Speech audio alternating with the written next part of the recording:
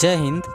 आज समझते हैं लॉन्गिट्यूड और लैटिट्यूड क्या है, यानी अक्षांश और देशांतर रेखा क्या है। पृथ्वी को अच्छे ढंग से समझने के लिए हमने पृथ्वी पर कुछ काल्पनिक रेखाएं ड्रॉ की है। इसमें देखा जाए तो हमारे गोल शेप की पृथ्वी पर कुछ इस प्रकार से ठीक बीचों बीच, देखो दोस्तों डायग्राम पे ध्यान देना, ठीक बीचों बीच एक लाइन ड्रॉ करते हैं ताकि कारण हमें पता चले कि भाई हम लोग बात किधर की करना चाह रहे हैं।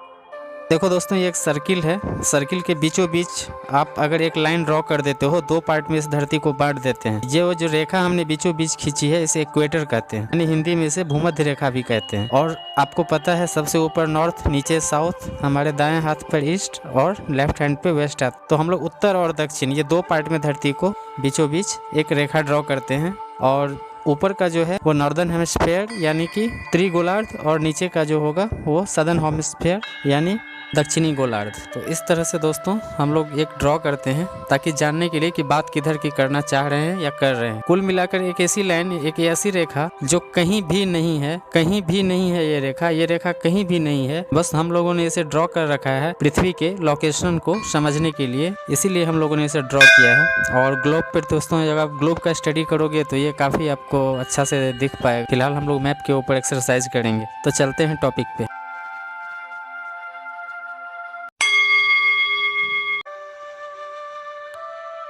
दोस्तों अब एक जो डायग्राम मैं आपको दिखाने जा रहा हूँ उस पर थोड़ा सा कंसंट्रेट करना, बहुत छोटा सा चीज़ है। अगर एक बार कॉन्सेप्ट समझ जाओगे तो कभी भूल नहीं पाओगे। तो चलते हैं टॉपिक पे और डायग्राम से इसे समझते हैं ये किस टाइप का कॉन्सेप्ट है और ये कैसे ये ड्रॉ किया जाता है। तो आगे बढ़े, इक्वेटर तो दोस्तों आप लोगों ने देख लिया।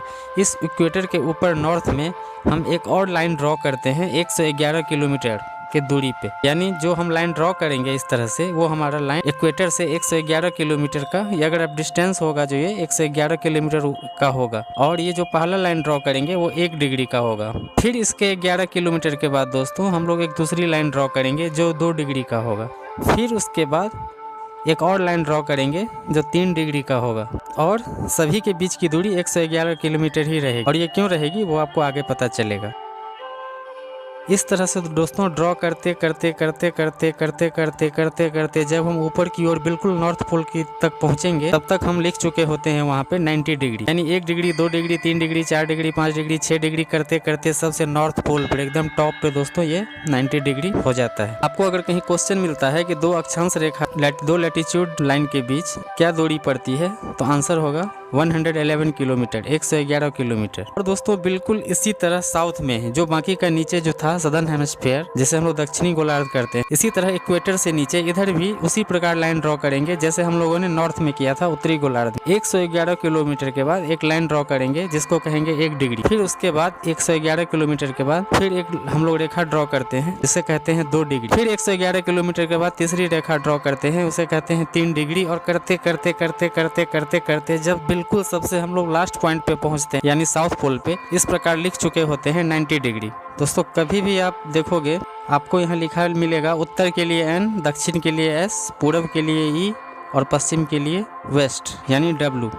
तो जो भी इसका दोस्तों इंग्लिश में नाम है उसका पहला डिजिट से हम लोग एड्रेस करते हैं दिशा को, तो ये तो आपको पता होगा, कॉमन सा बात है। आपको अगर हिंदी में है, अगर आप कहीं पे हिंदी में स्टडी कर रहे हो दोस्तों, तो सबसे ऊपर आपको मिलेगा ऊ लिखा हुआ यानी उत्तर, सबसे नीचे मिलेगा द यानी दक्षिण, आपके दाहिने हाथ पे पू लिखा हुआ मिलेगा यानी पूर्व, और आपके बाएं हाथ पे पौ लिखा मिलेगा यानी पश्चिम। इसलिए कंफ्यूज नहीं होना है। यहाँ तो बिल्कुल दोस्तों हम लोग 2 पार्ट की बात कर रहे हैं, एक ऊपर एक नीचे यानी नॉर्थ और साउथ की बात कर रहे हैं। इस प्रकार अगर हम देखें कि ये 111 किलोमीटर ही क्यों हमने रखा है दोस्तों, इसमें ये है कि अगर हम लोगों ने इसे, ये तो ठीक है हम लोगों ने इसे मैप पर लिख रहे हैं और मैप पर तो ये डिग्री बन रहा है 1 डिग्री 2 डिग्री 3 डिग्री से लेके 90 डिग्री तक नॉर्थ में, और इसी तरह 1 डिग्री 2 डिग्री 3 डिग्री से 90 डिग्री तक साउथ। लेकिन जब हमारे साइंटिस्ट ने इसे धरती के ऊपर ड्रॉ किया, इसे धरती के ऊपर एड्रेस किया, तो पाया कि यार ये 111 किलोमीटर का दूरी बन रहा है 2 रेखा के बीच में। पूरे धरती का अगर आप रेडियस देखेंगे, हमारी जो अर्थ है, ये उस हिसाब से प्रति 111 किलोमीटर पर ये 1 डिग्री का कोण,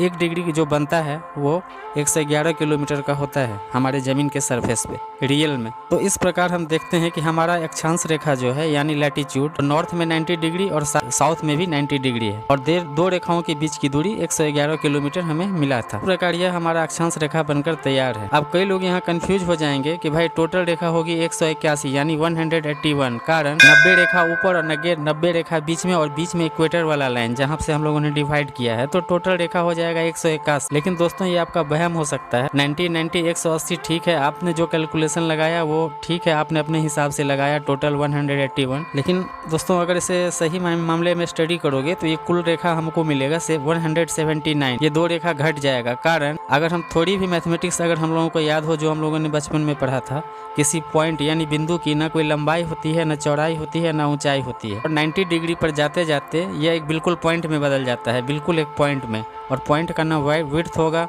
ना हाइट होगा, ना लेंथ होगा, कुछ भी नहीं होगा, ना उसका एरिया होगा। किसी भी बिंदु का ना एरिया होता है, ना लंबाई होता है, ना क्षेत्रफल होता है, कुछ भी नहीं होता है। और नॉर्थ पोल बिल्कुल ऊपर और साउथ पोल बिल्कुल नीचे जाते जाते यानी 90 डिग्री पहुँचते पहुँचते ये दोनों एक पॉइंट में तब्दील हो जाएगा। मतलब नॉर्थ पोल साउथ पोल पर कोई लाइन नहीं बनेगा, वहाँ सिर्फ बिंदु बनेगी। इस प्रकार हमें टोटल लाइन मिले 179 और 2 पॉइंट मिले, यानी टोटल मिले 181, लेकिन इसमें लाइन मिले मेरे को मात्र 179 यानी 179 और 2 मिले पॉइंट्स यानी बिंदु। इस प्रकार से ये टोटल 181 होता है। लगने को 181 लगेगा पर है नहीं।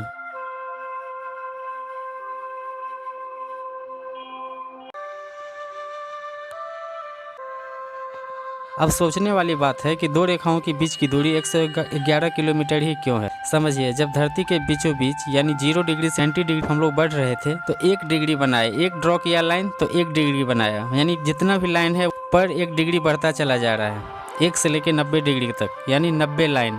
हालांकि जहाँ 90 डिग्री पहुंचेगा वहाँ पॉइंट हो जाता है। और इसी को एक्चुअल धरती पे जब हम लोग मेजरमेंट किया तो निकल के 111 किलोमीटर आया। यानी आप समझो कि ग्लोब पर लिखे 1 डिग्री को जब पृथ्वी पे मेजर किया गया तो 111 किलोमीटर लंबाई निकल कर आया धरती की सतह पर। इस प्रकार से केंद्र से सेंटर से नॉर्थ 90 डिग्री और सेंटर साउथ भी 90 डिग्री।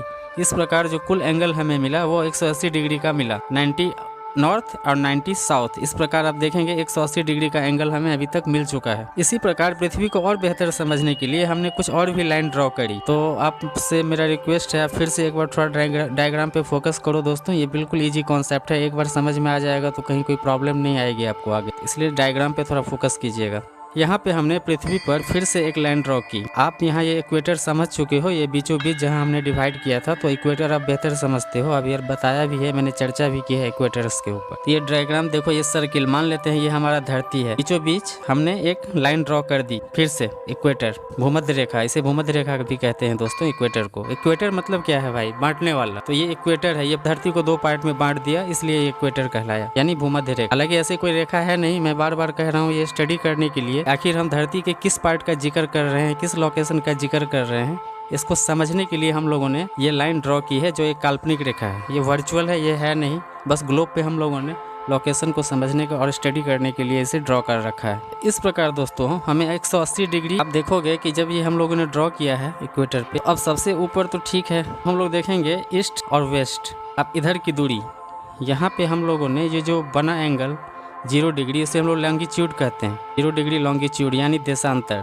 और तब तो दोस्तों हम लोग ऊपर बढ़ते हुए 111 किलोमीटर ले रहे थे। अब इस मतलब ये जो सेंटर है धरती का केंद्र, ये जो वृत्त का केंद्र है, ये वृत्त एक धरती है और इसका जो सेंटर होगा, मेन पॉइंट जहाँ पे देखो ये कटा है, मैंने ऊपर से नीचे भी एक लाइन ड्रॉ की है, और उसके बीच का जो बिंदु होगा उससे ईस्ट और इससे वेस्ट, यहाँ पे दूरी हो जाएगा 111.33। दोस्तों 111.32 पॉइंट कुछ मिलता है, तो राउंड फिगर में हम लोगों ने इसे 111.33 किलोमीटर उठाया। तो यहाँ भी इस दूरी पर को काटते हुए इसके नीचे के साउथ पोल पर रेखा को मिला देते हैं। मतलब नॉर्थ पोल से उठाते हैं और साउथ पोल पे गिराते हैं, और इस बीच का जो इक्वेटर पे जो डिस्टेंस बनाते हैं वो 111.33 किलोमीटर का बनाते हैं। क्यों बनाते हैं दोस्तों, इस पे मैं एक स्पेशल वीडियो बना दूंगा कि धरती क्या है, धरती के बारे में, हमारे अर्थ के बारे में एक स्पेशल वीडियो बनाना पड़ेगा दोस्तों, कि ये जो अगर ये गोल है ऊपर से नीचे तक इसकी क्या लेंथ है, लेफ्ट से राइट क्या लेंथ है, तो ये आपको टोटल इसके ऊपर एक डेडिकेटेड वीडियो बनाना पड़ेगा। फिलहाल उस पर जाएंगे तो ये वीडियो समय ज़्यादा चला जाएगा दोस्तों, और हमारा ये अभी टॉपिक भी नहीं है। तो इस तरह हम लोग ईस्ट में लाइन ड्रॉ करते जाते हैं प्रति 111.33 किलोमीटर पर, और यहाँ जहाँ ये इक्वेटर पर रेखा कट रहा है वहीं पे ये 1 डिग्री, 2 डिग्री, फिर तीसरा लाइन ड्रॉ किया 3 डिग्री, करते करते करते करते करते करते करते करते जब हम यहाँ पे आखिरी छोर पे पहुँचते हैं, तब तक हम लिख चुके होते हैं इधर भी 90 डिग्री, यानी north pole 90 degree, south pole 90 degree, east भी 90 डिग्री और वेस्ट भी 90 डिग्री हो जाता है। तो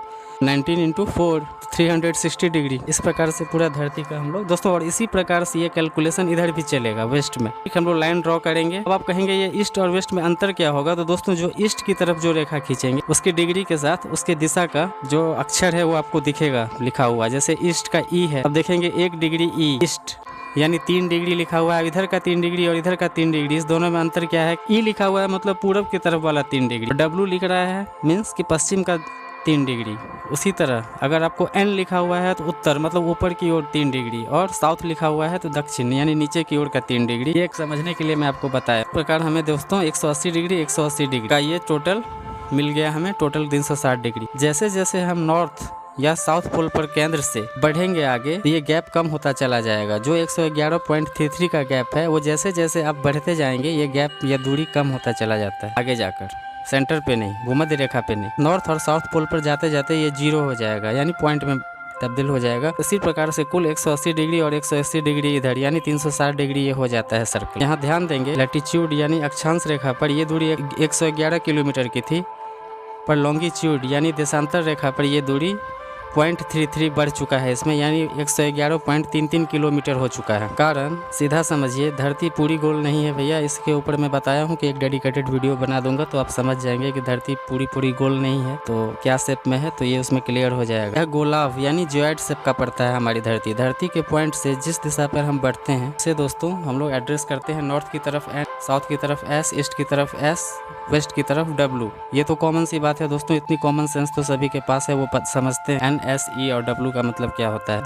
दिशा सूचक दिखाता है कि वो किस दिशा की बात हो रहा है। 1 डिग्री एन मतलब क्या, हम लोग उत्तर की बात कर रहे हैं। 1 डिग्री यानी भूमध्य रेखा से 111 किलोमीटर ऊपर की बात कर रहे हैं। अब 3 डिग्री तो जाहिर है दोस्तों क्या हो जाएगा, मतलब हम लोग कितना बात कर रहे हैं, 333 किलोमीटर की बात कर रहे हैं। अगर हमें लिखा मिलेगा 3 डिग्री एन, इसी तरह 3 डिग्री साउथ तो मतलब हम लोग भूमध्य रेखा से 333 किलोमीटर नीचे की बात कर रहे हैं, साउथ की बात कर रहे हैं, एस लिखा होगा तो।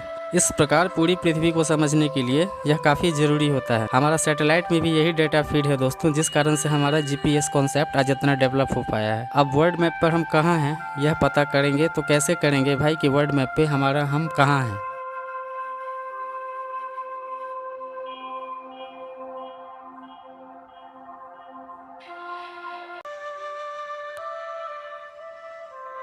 तो हम अगर बात करना चाहें कि किसी भी लोकेशन को, तो आइडिया होना जरूरी है कि हम लोग कैसे लॉन्गिट्यूड और लैटिट्यूड को समझकर अपना वर्तमान लोकेशन पता करते हैं। दोस्तों आप जीपीएस ऑन करोगे ना तो वो भी लॉन्गिट्यूड और लैटिट्यूड पर ही कैलकुलेशन निकालता है और आपको दिखाता है मोबाइल में। लॉन्गिट्यूड और लैटिट्यूड नहीं होगा तो जीपीएस भी किसी लोकेशन को बता नहीं सकती कि वो किस लोकेशन पर है इस धरती पर, उसे कुछ नहीं पता चलेगा। देखो स्क्रीन के ऊपर मैंने लिखा है एन 8 डिग्री और 8 डिग्री टू 37 डिग्री और ई मतलब ईस्ट 68 डिग्री टू 97 डिग्री। ये जो मैंने दोस्तों एक आंकड़ा लिया है, अब इसको पता करते हैं वर्ल्ड मैप पे कि किसको कैसे समझेंगे कि ये कहाँ है, ये किस एरिया की हम लोग बात कर रहे हैं। तो चलिए एक बार फिर से फोकस करते हैं मैप पे, वर्ल्ड मैप पे। मैंने एक आंकड़ा ले लिया है दोस्तों, अब पता करना है कि यह जगह धरती पर कौन सी है। हालांकि डिटेल्स में जाएंगे तो और भी कई चीज़ें हैं, पर मुख्य बात समझिए, इस आंकड़े को अब मैप या ग्लोब पर देखेंगे तो कैसे देखेंगे और कहाँ की बात चल रही है ये आपको समझ में आ जाएगा। दोस्तों इक्वेटर के बीच 0 डिग्री मतलब धरती का जो सेंटर है केंद्र, उसको 0 डिग्री मानो। हमें पता है ये जो आंकड़ा है उसमें एन लिखा हुआ है, यानी एन 8 डिग्री।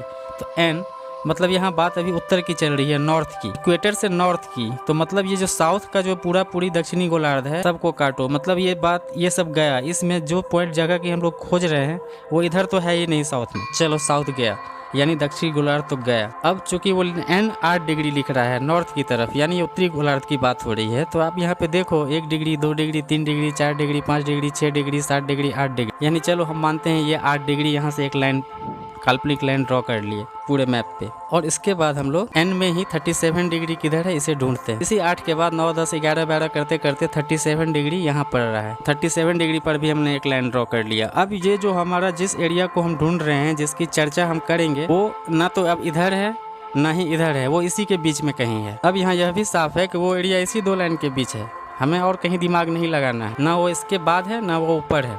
इस प्रकार हमने 8 डिग्री नॉर्थ से 37 डिग्री नॉर्थ का एरिया को ढूंढ लिया है। अब देखते हैं ई यानी ईस्टर्न हेमिस्फीयर की बात चल रही है, यानी ईस्टर्न पार्ट की बात चल रही है, ईस्ट भूमध्य रेखा के केंद्र से पूरब। अब यह भी क्लियर हो गया है कि वो एरिया इधर भी नहीं है, मतलब वो पश्चिम में भी नहीं है। चलो इसको भी काटो, मतलब यहाँ तक क्लियर हो गया, ना ये ऊपर है, ना ये दक्षिणी गोलार्ध में है, ना ये वेस्ट में पड़ रहा है। ये बात हो रही है ईस्ट की। तो ईस्ट में कितना डिग्री भैया? तो 68 डिग्री। तो 68 डिग्री यहाँ पे आसपास पड़ेगा दोस्तों। ये तो मैं आपको मैप पे स्टडी कर रहा हूँ, आप अगर ग्लोब पे स्टडी करोगे तो सेम कॉन्सेप्ट चलेगा, तो आपको बेहतर समझ में आएगा अगर आपके पास कोई ग्लोब हो तो आप देखोगे 68 डिग्री पर मैंने एक सीधा सा लाइन ड्रॉ कर दिया मैप पे। अब इससे आगे बढ़ते हैं, 68 डिग्री टू 97 डिग्री का आंकड़ा मैंने लिया है, तो अब 97 डिग्री कहाँ है पता करते हैं। तो इससे आगे बढ़ जाओ, 69, 70, 71, 72 करते करते दोस्तों 90, 91, 92 करते करते 95, 96, 97 यहाँ आता है दोस्तों। यहाँ से हम लोगों एक लाइन ड्रॉ कर दिया नीचे, मतलब जो लोकेशन हम ढूंढ रहे थे वो अब इस बॉक्स के अंदर ही पड़ेगा दोस्तों। और वो जो जगह है, जो बॉक्स में जो जगह आ रहा है वो आ रहा है हमारा भारत यानी इंडिया। इस तरह से हम लोगों ने देखा दोस्तों, ये हमारे इंडिया का location 8 degree 37 degree and east 68 degree to 97 degree के बीच में हमारा इंडिया आता है। मैंने दोस्तों ये आंकड़ा लिया था एग्जाम्पल के लिए कि आपको समझ में आए कि ये भारत कहाँ है, धरती पे ये हमारा भारत कहाँ है, कितने डिग्री पर ये पता चल सके।